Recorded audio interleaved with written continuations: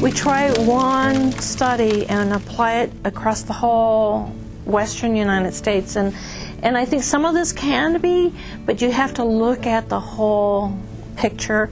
And being that I am the state chair for Rocky Mountain Elk Foundation, I'm also a spokesperson for hunting and fishing and the use of the outdoors by people that enjoy the greater outdoors and being able to hunt.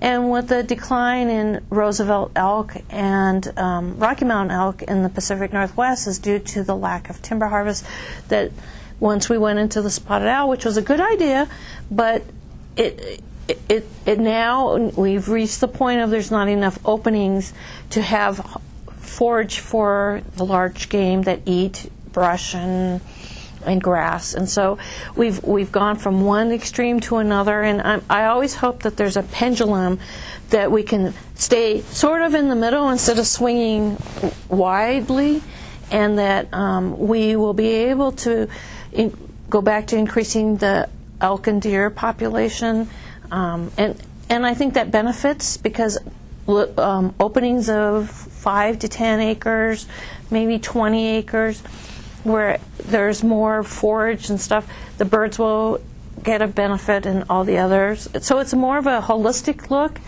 I know I represent Rocky Mountain elk, but all wildlife has a benefit because if you just all had old growth and no openings, it's not going to provide for all species. We used to do evaluation plantations for seed orchards, and you'd evaluate all these seed and you'd measure the trees and stuff, and so we'd fence them. And one area where we had fenced on the Gifford Pinchot, we didn't know red stem ceanothus was there. Deer and elk like it, to eat it.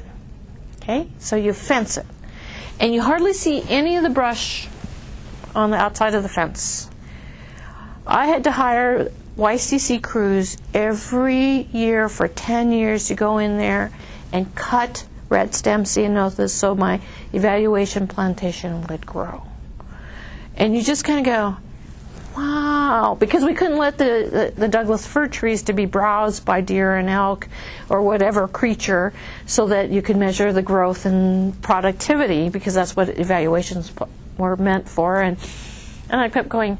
So when the trees were large enough, we took down the fence, and of course the ceanothus disappeared because the wildlife were eating it.